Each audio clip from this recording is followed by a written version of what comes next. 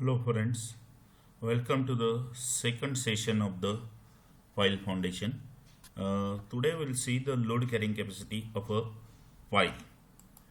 Now what are the different methods to determine the load carrying capacity of a pile?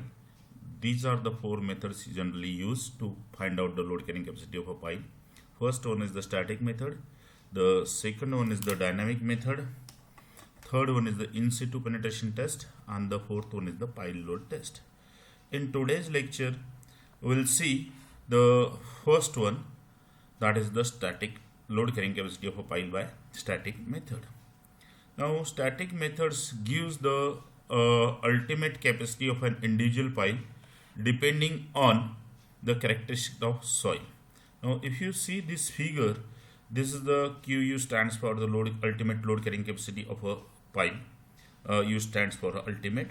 Then this is the resistance offered by, or resistance is derived by the combined action at the tip of the pile, that is at the bottom of a pile, say QP, and this is the resistance derived along the pile shaft or along the surface of the pile due to the adjoining soil, that is the QS, and therefore the ultimate load bearing capacity is given by QU is equal to QP plus QS, where QU is the ultimate failure load in the kilonewton, QP is the point or tip resistance in the of the pile, and QS is the resistance between the shaft and the pile. Then how to find out? Now we'll discuss the separate cases first for the driven pile and then second for the bored pile. Again, in the case of driven piles, we'll discuss the separately when the piles are driven into sand, when the piles are driven into the clay. The first one, when the piles are driven into the sand. Our basic equation is Q is equal to QP plus QS, where QP is the point resistance, which is equal to the small QP into the AP, and QS is equal to FS into AS, where this AP is nothing but the area of a pile tip, that is the bottom, that is pi by 4 multiplied by b square, that is the diameter of a pile. Then AS is nothing but the area of a surface in contact with the soil, which is equal to the pi d circumference into the length of the pile. And this QP is the nothing but the ultimate bearing capacity of a soil exactly below the pile tip. And this Fs is the average skin resistance between the sand and the adjoining pile surface. Now, how to find out the QP in that first capital QP? Now, usually for a sandy soil, we know C is equal to cohesion is equal to 0, and therefore, according to the Terzaghi's equation, which we have seen in the shallow foundation, QP is equal to CNC is 0. Then it starts from a second term, gamma dp nq plus 0.3 gamma bn gamma, where the b is the diameter of a pile, dp is the depth of or length of the pile, and nq and n gamma are the Terzaghi's bearing capacity factors for a deep foundation. As we know, this 0.3 gamma bn gamma is very small. Usually for driven piles in the sand, QP is directly taken equal to this second term, that is the gamma into dp into nq, and this third term is safely neglected. In this way, this QP is determined. Then how to find out the Fs? Now, if you see this figure, initially from the knowledge of earth pressure theories, we know the K value, that is the coefficient of earth pressure, is defined as sigma h by sigma v.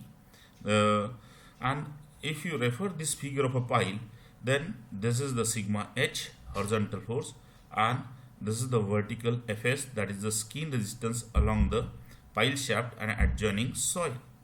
The Fs is equal to therefore gamma h into tan delta, where gamma h is equal to, then it is replaced with the K gamma v from this equation into tan delta, and therefore Fs is equal to K sigma v tan delta, where the K is the coefficient of earth pressure, sigma v is the effective vertical pressure at that depth, and tan delta is the coefficient of friction between the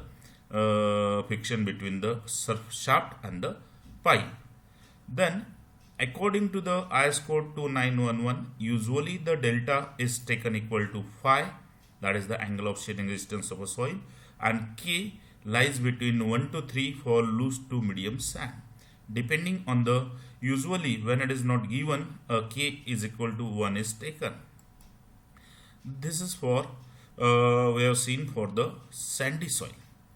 Then for a saturated soil, or when the driven pile are driven into the saturated soil, the basic equation is Qu is equal to Qp plus Qs, where Qp is equal to again Qp small qp into Ap, which is same, but this Qs is now instead of Fs, here it is Ca into As. This is the difference in which Qp.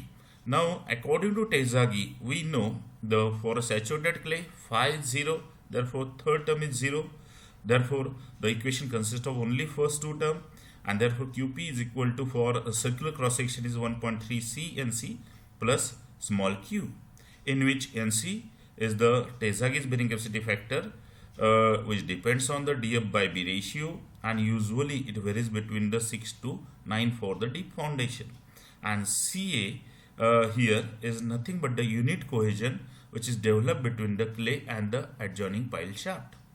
This Ca is taken equal to, is defined as alpha into C dash, in which alpha is the adhesion factor and the C dash is the average cohesion along the pile shaft. According to the IS code 2911, alpha is taken equal to 1 for the driven pile, as there is a tight contact between the pile and the adjoining soil. Then this is we have seen for the driven pile, both cases sand and clay. Now let us see how load carrying capacity is calculated in the case of bored pile. Again, the first one is when pile is bored into the sand.